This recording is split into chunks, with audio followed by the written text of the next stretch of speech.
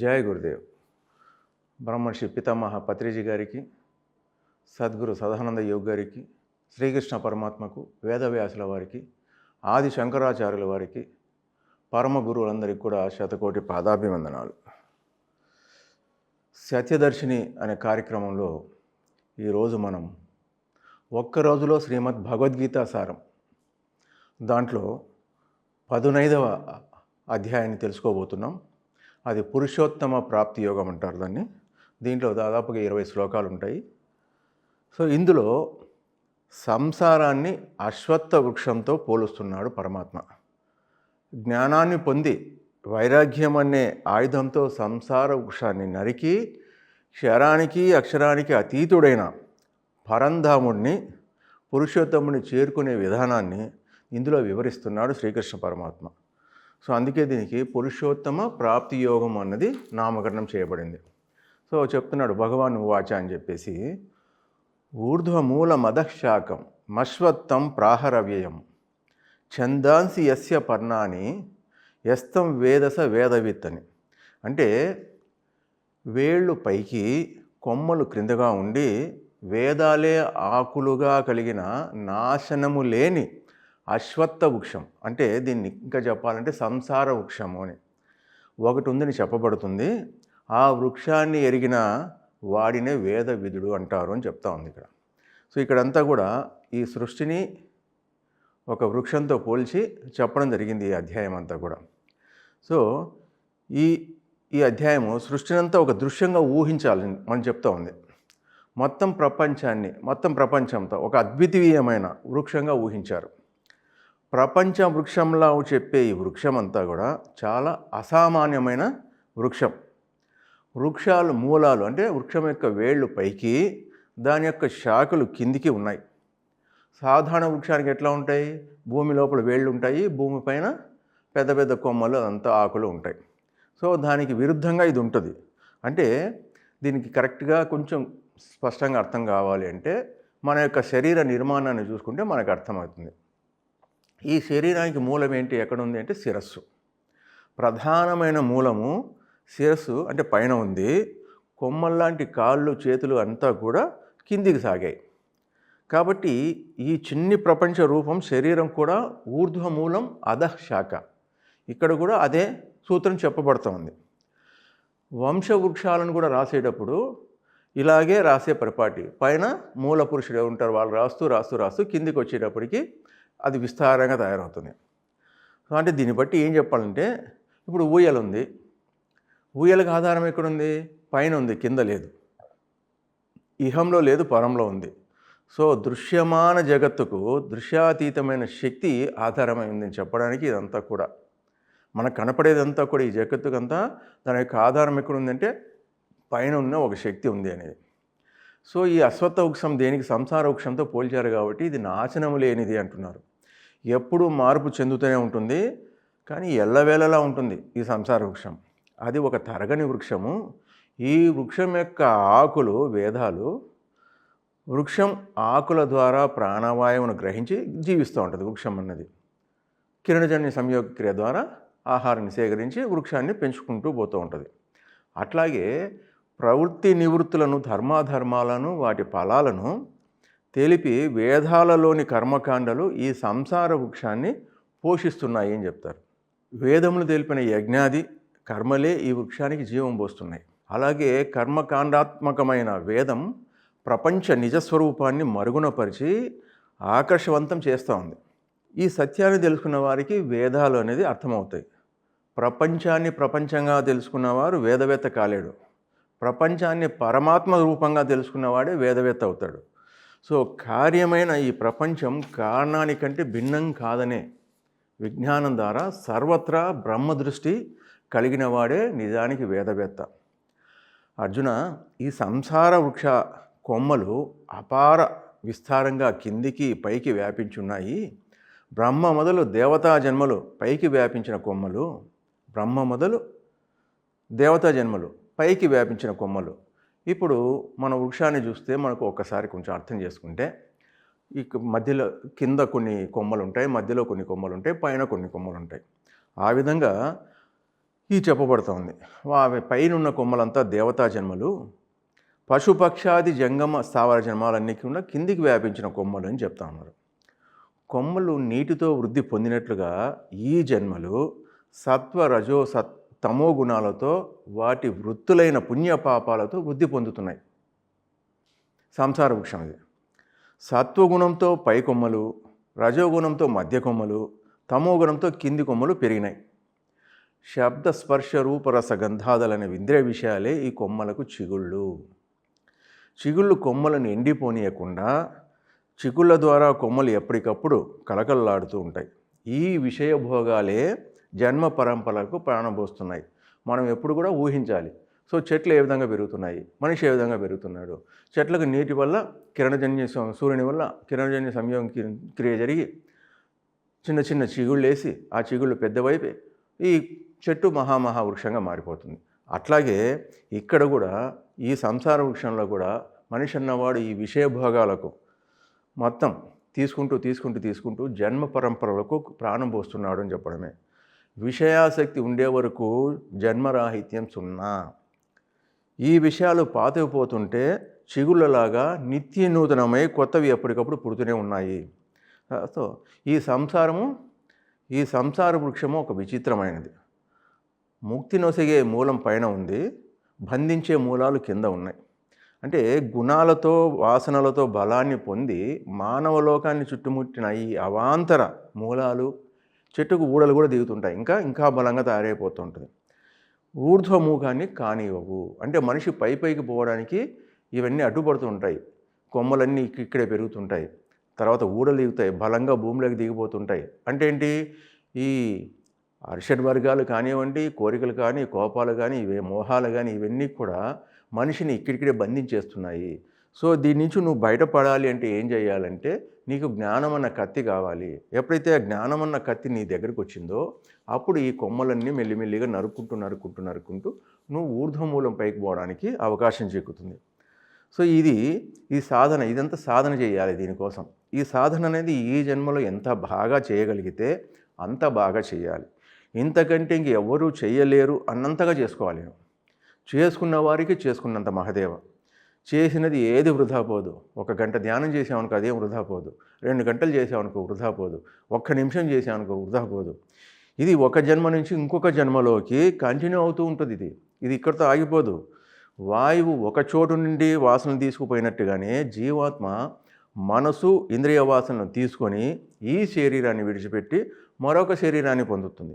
So భౌతిక శరీరంలోని ఇంద్రియాలు ఎన్నో విషయాలను మనసుకు అందిస్తూ ఉంటాయి. మనస్సు అన్నది బుద్ధిని అనుసరించి తన వివేకాన్ని బట్టి ఆయా విషయాలను అనుభవిస్తూ ఉంటుంది. ఈ అనుభవాల సారాన్ని, జ్ఞానాన్ని సంస్కారాల రూపంలో మనసు తనలో నిక్షిప్తం చేసుకుంటుంది. వాసనల రూపంలో ఉండే వీటికి రూపం ఉండదు. ఈ సంస్కారాలను ఉన్నవి, దానికి ఏం రూపమైతే ఉండదు. జీవాత్మ ఒకానొక దేహాన్ని విడిచి వెళ్ళేటప్పుడు, అంటే ఒకానొక మరణ సమయంలో తనలో ఉన్న వాసన సమూహాన్ని తీసుకొని సూక్ష్మ శరీరంగా స్థూల శరీరాన్ని విడిచిపోతుంది. ఈ సంస్కారాలు, వాసనలే తర్వాతి జన్మల్లో గుణాలుగా రూపొందుతాయి. జీవాత్మ ఎప్పటికప్పుడు తన యొక్క సంస్కారాలకు, వాసనలకు అనుగుణంగా వేరొక శరీరాన్ని పొందుతూ ఉంటుంది.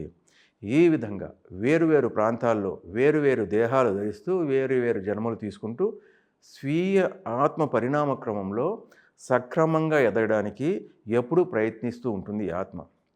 ఇటువంటి నిగూఢ సత్యాలను జీవాత్మ ఈ శరీరంతో గుణాలతో కలిసి ఉన్నప్పుడు కానీ, విషయాలను అనుభవించేటప్పుడు కానీ, చివరికి శరీరాన్ని విడిచిపెట్టేటప్పుడు కానీ ఆయా యథార్థాలను అజ్ఞానులు ఎంత మాత్రము తెలుసుకోలేరు. ఇదేదో జరిగిపోతుందిలే అనుకుంటున్నారు అంతే.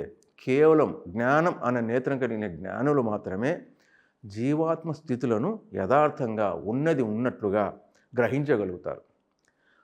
ఆత్మానుభూతిని పొందిన యోగులు అభ్యాసం వలన దీన్నంతటిని, అంటే ఈ ఆత్మతత్వాన్ని గ్రహించగలుగుతున్నారు, దర్శించగలుగుతున్నారు. కానీ చిత్తశుద్ధి లేని వాళ్ళు ఎంత అభ్యాసం చేసినప్పటికీ కూడా ఈ ఆత్మను తెలుసుకోలేరు. ఈ సర్వ జగత్తును ప్రకాశింపజేసే సూర్య చంద్ర అగ్నుల తేజస్సు నా యొక్క తేజస్సు నేను తెలుసుకో. నా శక్తి చేత నేనే భూమిలో ప్రవేశించి సర్వభూతాలను భరిస్తూ ఉన్నాను. నేనే రసస్వరూపుడై చంద్రుడరే అన్నీ వసతులు ఇస్తున్నాను అని చెప్పి మీరు తీసుకునే ప్రతి ఆహారాన్ని కూడా 4 రకాలుగా నేనే జీర్ణం చేస్తున్నానని చెప్పేసి చెప్తున్నాడు. అహం వైశ్వానరో భూత్వా ప్రాణినాం దేహమాశ్రితః ప్రాణపాన సమాయుక్తః పచామ్యన్నం చతుర్విధం. అంటే సర్వజీవుల శరీరాలలోనూ జఠరాగ్ని రూపంలో ఉండి ప్రాణ అపాన వాయువులతో కలిసి అవి తినే 4 రకాల ఆహారాన్ని నేనే జీర్ణం చేస్తున్నాను అని పరమాత్ముడు చెప్తున్నాడు. ఆ 4 రకాల ఆహారాలు ఏంటంటే భక్ష్యములు, భోజ్యములు, చోష్యములు, లేహ్యములు. అంటే భక్ష్యములు అంటే పండ్లచే కొరికి నమలదగినవి, భోజ్యములు అంటే నాలుకచే మెదిపి తినదగినవి, చోష్యములు అంటే జుర్రుకొనదగినవి, లేహ్యములు అంటే నంజుకొను పదార్థాలు. ఇవన్నీ కూడా మనం తీసుకునే ఆహార పదార్థాల్లో ఏది ఎట్లా చేయాలో లోపల మన నోటికి కానీ నాలుగు కానీ చాలా చక్కగా తెలుసు. సో అందుకే సర్వ ప్రాణులలో నేనే అంతరాత్మగా ఉన్నాను. భ్రాంతిని వదిలి నన్నే పరమాత్మగా తెలుసుకున్నవాడు సర్వజ్ఞుడై నిరంతరం అన్ని విధాలుగా నన్నే సేవిస్తాడు అని చెప్పేసి ఈ పురుషోత్తమ ప్రాప్తి యోగంలో సంసార వృక్షాన్ని ఒక చెట్టుతో పోల్చి, అది తిరిగేసిన చెట్టు మూలం ఎక్కడ ఉంది అంటే పైన ఉంది, ఆధారం పైన ఉంది, ఈ కొమ్మలన్నీ కింద ఉన్నాయి. సో మన మనిషి యొక్క స్థితి కూడా అంతే, శిరస్సు పైన ఉంది, చేతులు కాళ్ళంత కింద ఉన్నాయి. సో ఆధారం పైన ఉంది, ఆధారపడిన వస్తువు కింద ఉంది. సో మనము పైకి వెళ్ళాలంటే కింద యొక్క బరువులు ఎప్పటికప్పుడు కట్ చేసుకుంటూ తెంచేసుకుంటూ కట్ చేస్తే మనము మన తేలిక మన యొక్క ఆధారం ఏదైతే ఉందో, ఏదైతే మూలం ఉందో దాన్ని చేరుకుంటామని చెప్పడం ఉద్దేశం. అంటే బంధాలన్నీ తగ్గించుకోవద్దు, అరిషడ్ వర్గాలను తగ్గించేసేసుకో, జీరో చేసుకో, మనసును శూన్యం చేసుకో, బుద్ధిని వికసింపజేసుకో, ఆత్మలో లయం చేసుకో అని చెప్పడమే ఈ పురుషోత్తమ ప్రాప్తి యోగం అనేది ఆ చెట్టుతో పోల్చి మనకు చెప్పాడు పరమాత్ముడు. సో ఇక 16వ అధ్యాయము దైవాసుర సంపద్ విభాగ యోగము. సో ఇక్కడ పురుషోత్తముడైన తనను పరమాత్మను తెలుసుకోవడానికి ప్రయత్నించే వారి గుణ సంపత్తిని దైవీ సంపద అని, అటువంటి వాళ్ళ స్వభావాన్ని మనఃప్రవృత్తులను వివరిస్తూ దైవీ సంపద మోక్షప్రాప్తిని కలిగిస్తుంది అని, దీనికి విరుద్ధంగా లోకంలో అసురీ గుణగణాలు కలిగిన వారి యొక్క అసురీ సంపద వారి సంసార బంధాన్ని కలగించి దైవాన్ని నుండి దూరం చేస్తుందని, కామక్రోధ లోభాలనే 3 ప్రవృత్తులు నరకద్వారాలని మరియు ఆత్మ నాశక కారకాలని, కనుక వాటిని విడనాడాలని చెబుతున్నారు శ్రీకృష్ణ పరమాత్మ ఈ దైవాసుర సంపత్ విభాగ యోగంలో. సో మనం ఇంకో దాంట్లో డీటెయిల్గా వెళ్తున్నాం. కృష్ణ భగవానుడు చెప్తున్నాడు దైవీ సంపద కలిగిన వారి లక్షణాలు. ఇది అనేకంగా శ్లోకాల రూపంలో చెప్పబడింది. అలా కాకుండా మనం ఈ 20 లక్షణాలను సూటిగా చెప్తున్నాం. అందువల్ల చక్కగా కళ్ళు మూసుకొని మీరు వినగలిగితే మీలో ఆ లక్షణాలు ఉన్నాయంటే మీరు దైవీ సంపద కలిగిన వారు, మీకు మోక్షానికి దగ్గరలో ఉన్నవారు అని అర్థం చేసుకోవాలి. సో 26 లక్షణాలను నేను ఒక్కొక్కటి నిదానంగా చెప్తాను. హ్యాపీగా కళ్ళు మూసుకొని మీరు వినడానికి ప్రయత్నం చేయండి. అవి ఉన్నాయనుకో మంచిది, ఒకవేళ లేదనుకో వాటిని పొందే ప్రయత్నం అయితే మనం చేస్తే ఈ జన్మలోనే ఆఖరి జన్మ చేసుకునే అవకాశాలు ఎప్పుడూ ఉంటాయి. అంతలేని మహాత్ములు చెప్పారంటే, మన మార్గదర్శకులు చెప్పారంటే మనం ఫాలో అవ్వడానికి చెప్పారు. సో ఒక్కసారి అహింస, సత్యం, త్యాగం, శాంతి, దానం, ధైర్యం, తేజస్సు, క్షమ, నిర్భయత్వం, ఆత్మనిగ్రహం, తపస్సు, సరళత్వం, యజ్ఞాచరణం, వేదాధ్యయనం, పవిత్రమైన అంతఃకరణం, ఆధ్యాత్మిక జ్ఞాననిష్ట, మృదుత్వం,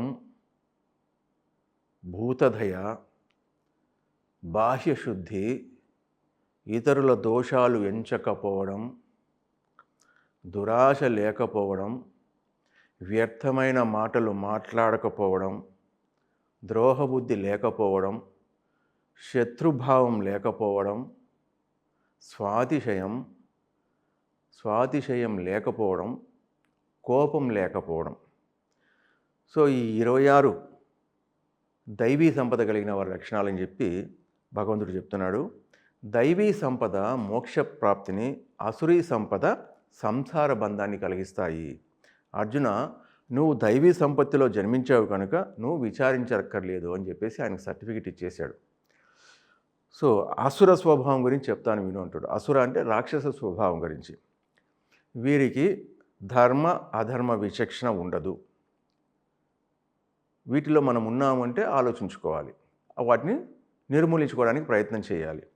శుచి, సత్యం, సదాచారం అనేవి కూడా వీళ్ళలో ఉండవు. అల్పబుద్ధులైన ఈ అసురీ స్వభావులు ప్రపంచానికి హానికరమైన క్రూరమైన పనులు చేస్తుంటారు.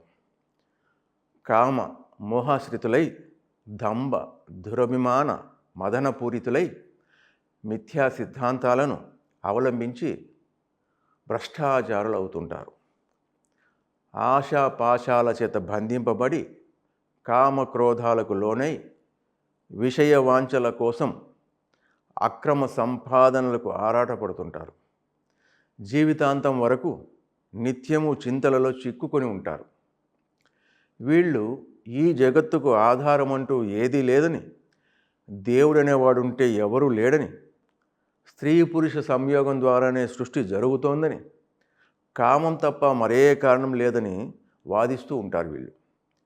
ఈ శత్రువులను చంపాను, మిగతా శత్రుశేషాన్ని కూడా చంపేస్తాను, నేను సర్వాధికారిని, బలవంతుడిని, ధనవంతుడిని, నాకు సమానమైన వాళ్ళే లేరు, యాగాలు దానాలు చేయగలను అని అజ్ఞానమోహితులై అనేక వికారాలతో కూడిన చిత్తభ్రమలకు లోనై మోహజాలంలో చిక్కుకొని భోగ విషయాలలో మునిగి చివరకు నరకంలో పడతారు. ఇప్పటికీ ఇది నాకుంది, ఇంత ఉంది, దీంతో ఈ కోరికలను తీర్చుకుంటాను, నాకు ఇంకా ఇంత సంపద ఉంది, ఇంకా ఎంతో పెరుగుతుంది అని అజ్ఞానంతో వాళ్ళు తమకు తామే గొప్పవాళ్ళుగా భావిస్తూ సంపద దురభిమానాలతో మదోన్మత్తులై శాస్త్ర విరుద్ధమైన నామమాత్రపు యజ్ఞాలను ఆడంబరంగా చేస్తారు. ఇంకా చెప్తున్నాడు, ఇది అసురీ సంపద అంటే రాక్షసులకు ఉండే గుణాలని చెప్తున్నారు. ఎంత అహంకారం, బలం, దర్పం, కామక్రోధాలు మొదలైన దుర్గుణాలు కలిగి అసూయతో ఇతరులను నిందిస్తూ ఇతరుల యొక్క దేహాలలో సుస్థిరుడై ఉన్న నన్ను ద్వేషిస్తూ ఉంటారు. నన్ను ద్వేషించే క్రూరులు, పాపులు అయిన నరాధములు తిరిగి తిరిగి అసుర జన్మలనే కలుగజేస్తాను. అటువంటి వాళ్ళకు నేను నరాధములకు తిరిగి అసుర జన్మలనే అంటే రాక్షస జన్మలనే కలుగజేస్తాను. అలాంటి మూర్ఖులు ప్రతి జన్మలోనూ అసుర శరీరాలనే పొంది అంటే రాక్షస శరీరాలనే పొంది ఎప్పటికీ నన్ను చేరలేక అంతకంతకు నీచమైన జన్మలలో పడిపోతారు. నరకద్వారాలైన కామ క్రోధ లోభాలను, నరకద్వారాలు ఈ మూడు కూడా చాలా చాలా ఇంపార్టెంట్ పాయింట్ ఇక్కడ. కామం అంటే కోరికలు, క్రోధం అంటే కోపము, లోభం అంటే పిసినారితనం. నరకద్వారాలైన కామ క్రోధ లోభాలను వదిలిన వాడే శ్రేయస్కరమైన కర్మలను చేస్తూ మోక్షాన్ని పొందుతాడు. సో ఆ మూడు ఉన్నంత వరకు మనము శ్రేయస్కరమైన పనులు చేయలేము అని చెప్తున్నాడు. అది కనుక యుక్తాయుక్త విచక్షణకై వేదశాస్త్రాలే నీకు ప్రమాణము. వాటిలో చెప్పబడిన ధర్మాలనే బాగా తెలుసుకొని అటువంటి కర్మలనే ఆచరించాలి. ఎందుకు అంటే ప్రతిసారి గురువు ఉండలేకపోవచ్చు. శాస్త్రం అనేది నీకు అందుబాటులో ఉంటుంది. అందువల్ల వేదశాస్త్రాలే ప్రమాణం అని చెప్పేసి చెప్తున్నారు. ఇదంతా కూడా దైవాసుర సంపద్ విభాగ యోగంలో మనకు అర్థమయ్యేటట్టుగా ఎన్ని లక్షణాలు ఉన్నాయో మనకు చెప్పారు. ఏ లక్షణాలు ఉంచుకోవాలి, ఏ లక్షణాలు పెంచుకోవాలి, ఏ లక్షణాలు తీసేయాలనేది పరమాత్మ క్లియర్గా చెప్పాడు మనకు. ఇక తర్వాత 17వ అధ్యాయం ఏంటంటే శ్రద్ధాత్రయ విభాగ యోగము. శ్రద్ధ అంటే విద్యుక్త ధర్మ కర్మాచరణకు కలిగే అంతఃప్రేరణ. శ్రద్ధ అంటే విద్యుక్త ధర్మ కర్మాచరణకు కలిగే నీ లోపల కలిగే అంతఃప్రేరణ. పూర్వజన్మ వాసనలకు అనుగుణంగా ప్రాణులకు శ్రద్ధ, ఆహారము, యజ్ఞము, తపస్సు, దానం అనేవి కూడా త్రిగుణాలకు సంబంధించిన సాత్విక, రాజసిక, తామసిక అనే 3 విధాలుగా ఉంటాయి. ఇవన్నీ కూడా ఇప్పుడు చెప్పిన 5 కూడా వాటికి అన్ని 3 లక్షణాలు ఉంటాయి, 3 గుణాలు ఉంటాయి. సో ఇక్కడ అర్జునుడు ప్రశ్నిస్తున్నాడు, కృష్ణ, శాస్త్ర విధిని అతిక్రమించినప్పటికీ కూడా శ్రద్ధతో పూజలు చేసేవారు సాత్వికుల, రాజసుల, తామసుల, వారి ఆచరణ ఎలాంటిది అని క్లియర్గా అడుగుతున్నాడు.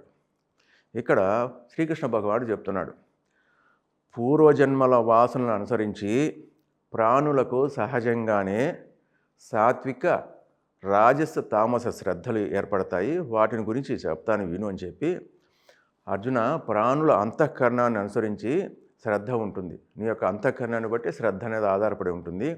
ప్రతి వాడికి ఏదో ఒక శ్రద్ధ అనేది ఉంటుంది. ఎవరి శ్రద్ధ ఎలాంటిదైతే వాడు అలాంటి వాడే అవుతాడు. ఎవరి శ్రద్ధ ఎలాంటిదైతే వాడు అలాంటి వాడే అవుతాడు. ఇప్పుడు సాత్వికులు దేవతలను, రాక్షసులు యక్ష రాక్షసులను, తామసులు భూత ప్రేతాలను పూజిస్తూ ఉంటారు. దంభం, అహంకారం, కోరికలు, ఆసక్తి కలిగిన బలగర్వితులు శాస్త్రవిరుద్ధమైన ఘోర తపస్సులను చేస్తూ శరీరాన్ని, ఇంద్రియాలను, తమ శరీరంలో ఉన్న నన్ను కూడా క్షోభింపజేసే అజ్ఞానులు అసుర స్వభావం కలవారేనని గ్రహించు.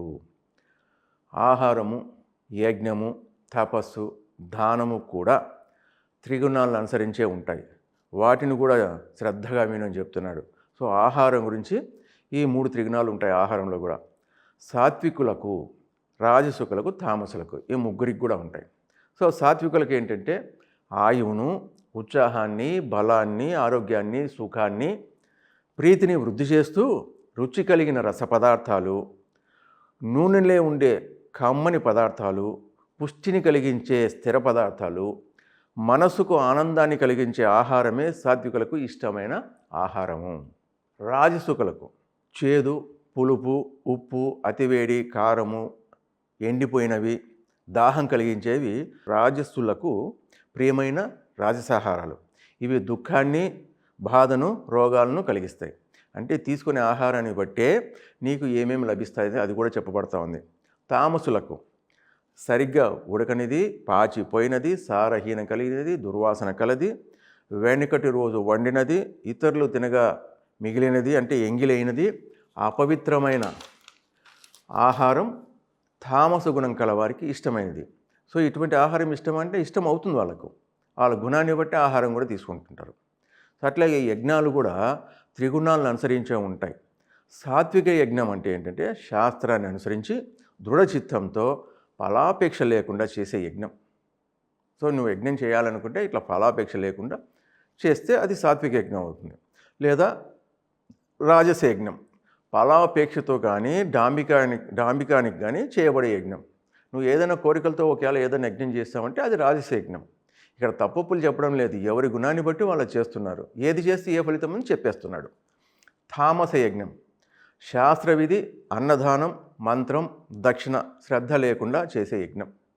దీనికి ఒక ప్రొసీజర్ అంటూ ఏముండదు. వాడి ఇష్టం ఇది కరెక్ట్ యజ్ఞం అనుకున్నాడు, అది చేసేస్తుంటాడు అంతే. అట్లాగే తపస్సుకు త్రిగుణాలు అనుసరించే ఉంటాయి.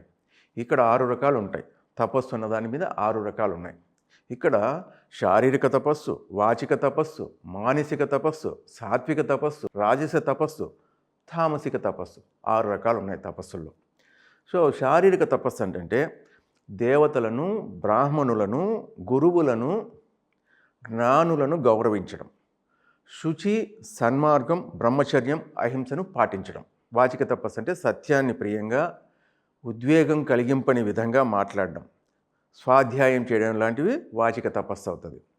మానసిక తపస్సు మనసు ప్రసన్నత, సౌమ్యత, మౌనం, ఆత్మనిగ్రహం, అంతఃకరణ శుద్ధి కలిగి ఉండటం, దీన్ని మానసిక తపస్సు అంటారు. ఇక సాత్విక తపస్సు ఫలాపేక్ష లేని యోగులు నిశ్చల మనస్సుతో శ్రద్ధాసక్తులై చేసే ఈ 3 విధాల తపస్సును సాత్విక తపస్సు అంటారు. అంటే శారీరక, వాచిక, మానసిక ఈ 3 తపస్సులను కలిపి సాత్విక తపస్సు అంటారు. మనసా వాచ కర్మను అంటామే అది. సో రాజస తపస్సు అంటే పరువుల నుండి గౌరవ సత్కారాలు ఆశిస్తూ దంభంతో చేసే తపస్సును రాజస తపస్సు అనబడుతుంది. దీని ఫలితం కూడా అల్పంగాను, అనిశ్చితంగాను ఉంటుంది. తామసిక తపస్సు పరులకు హాని కలిగించే దురుద్దేశంతో తనను తానే హింసించుకుంటూ మూర్ఖపు పట్టుదలతో చేసే తపస్సు. ఆ తర్వాత దానం కూడా త్రిగుణాలను అనుసరించే ఉంటుంది. అంటే సాత్విక దానము, రాజస దానము, తామస దానము. సాత్విక దానం అంటే ఏంటంటే దానం చేయడం కర్తవ్యమని భావించి ప్రత్యుపకారాన్ని ఆశించక సరియైన దేశకాల పాత్రలను గుర్తించి చేసే విధానం. ఆ దానం అన్నది అట్లా ఉంటుంది. రాజస దానం ప్రత్యుపకారంగా కానీ ప్రతిఫలం కోరి కానీ కష్టపడుతూ కానీ చేసే దానాన్ని రాజస దానం అంటారు. సో ఈ దానాలు అనేక రకాలుగా చెప్తూ ఉన్నారు ఇక్కడ. తామస దానం, దేశకాల ఔచిత్యం లేని యోగులు కాని వారికి అగౌరవ భావంతో తృణీకార భావంతో చేసే దానమే తామస దానం. సో ఇక్కడ ఇంకా చెప్తున్నారు, ఓం గురించి కూడా చెప్తున్నాడు ఈ పాయింట్లో. ఓం తత్ సత్ అనే ఈ 3 సంకేత పదాలు పరబ్రహ్మమును నిర్దేశిస్తున్నాయి. నిర్దేశం వల్ల వైదిక కర్మలలో ఏదైనా లోపం ఉంటే అది తొలగిపోతుంది. అందుకే ఏ మంత్రం చెప్పినా కూడా ఫస్ట్ ఓంతో మొదలవుతుంది. పొరపాటుగా ఉచ్చారణలో కానీ ఎక్కడైనా చెప్పడంలో కానీ దోషం ఉంటే ఆ దోషం లేకుండా ఆ ఓం తత్సత్ అని ఎక్కడైనా ఆ పదాలు వచ్చినప్పుడు దానివల్ల దోషం ఉండదని చెప్పేసి పూర్వం ఆ బ్రహ్మచేతనే వేదాలు, యజ్ఞాలు, బ్రాహ్మణాది సమస్త ప్రాణులు కల్పించడం జరిగింది. అందుకే ఇక్కడంతా కూడా మనం ఏదైనా సరే ఓం అని శబ్దం చేస్తాం కదా, ఓంకార నాదానికి చాలా ప్రకంపనలు ఉన్నాయి. మనం కూడా ఓం అన్నది ఒక 10 సార్లు 11 సార్లు మనం చెప్పడం వల్ల మనలో కొన్ని మార్పులు అయితే జరుగుతాయి. ఒకసారి ప్రాక్టికల్గా చూడండి ఏది కూడా. సో దేన్ని ఖండించవద్దు, అట్టనే గుడ్డిగా నమ్మవద్దు, అన్నీ చేయాలి. ఇంత పెద్దలు శాస్త్రం ఇంతగా చెప్తా ఉంది, మనం కొన్ని ఫాలో అవ్వాలి. ఓకే. ఆ తర్వాత శ్రద్ధ. శ్రద్ధ అంటే విశ్వాసం లేకుండా చేసే హోమం కానీ మనం ఏం చేసినా సరే విశ్వాసం ఉండాలి. ఆ విశ్వాసం కలగాలంటే శాస్త్రం తీసుకో, లేదా గురువులు తీసుకో, పెద్దలు చెప్పిన దాన్ని చూసుకో, ఒకసారి పరీక్షించుకో, శోధన చేసుకో, ఆ తర్వాత సాధన చేసుకో, నువ్వు ఆ తర్వాత అవి చేయాలి. అందుకే చెప్తున్నాడు పార్థ, శ్రద్ధ లేకుండా చేసే హోమము, దానము, తపస్సు, ఇతర శుభకర్మలు అన్నీ కూడా అసత్యంగానే చెప్పబడుతున్నాయి. వాటి వల్ల ఇహపరలోకాల్లో ఏ ప్రయోజనం ఉండదు. అందుకే ఎవరి కోసం ఏది చేయొద్దు. నువ్వు చేయాలనుకుంటే శ్రద్ధగా చేయి, ఇష్టంగా చేయి. ఏ పని చేసినా ఇష్టంగా చేయి. ఇష్టం లేదనుకో, కొన్ని తప్పనిసరి అయితే కష్టమైన ఇష్టంగా మార్చుకొని చేయాలి. ఇదంతా శ్రద్ధాత్రయ విభాగ యోగంలో చాలా స్పష్టంగా క్లియర్గా అనేకంగా మనకు ఆహారం గురించి, యజ్ఞాల గురించి, తపస్సు గురించి, దానం గురించి ఇవన్నీ కూడా త్రిగుణాలను అనుసరించే ఉంటాయని చెప్పేసి మనకు చాలా స్పష్టంగా చెప్పారు. అందుకే మన అంతఃకరణం ఏదైతే ఉందో దాన్ని బట్టి మనం చేస్తుంటాము. మన అంతఃకరణాన్ని మనం మార్చుకోవాలంటే దీనికి ధ్యానము, స్వాధ్యాయము, సజ్జన సాంగత్యము, ఆచార సాంగత్యము ఇవన్నీ చాలా అవసరం అవుతుంది. అందువల్ల మిత్రులారా, దయచేసి ప్రతి విషయం పైన శ్రద్ధగా పెడదాం, శ్రద్ధగా ధ్యానం చేద్దాం, శ్రద్ధగా స్వాధ్యాయం చేస్తాం, శ్రద్ధగా శ్రవణం చేస్తాం. ఇవన్నీ కూడా మనకు శ్రద్ధ మీదే ఆధారపడతాయి. శ్రద్ధావాన్ లభతే జ్ఞానం. ఇక ఆఖరణ మోక్ష సన్యాస యోగం. ఇది అన్నిటికంటే పెద్ద అధ్యాయమే యోగం ఇది. సో దీంట్లో 78 శ్లోకాలు ఉంటాయి. సాంఖ్యయోగంలో 72 ఉంటాయి, దీంట్లో 78 శ్లోకాలు ఉంటాయి. అట్లని చెప్పి మొత్తంగా మనం చెప్పుకోము. రుచి చూపించడమే మన ఉద్దేశం కాబట్టి దీన్ని కూడా సంక్షిప్తంగానే చెప్పడం జరుగుతుంది. సో ఇప్పుడు శ్రద్ధాత్రయ విభాగ యోగం అనేది అయిపోయింది. నెక్స్ట్ మన ఎపిసోడ్లో మోక్ష సన్యాస యోగాన్ని తీసుకుందాం. అంతవరకు సెలవు. ధన్యవాదాలు.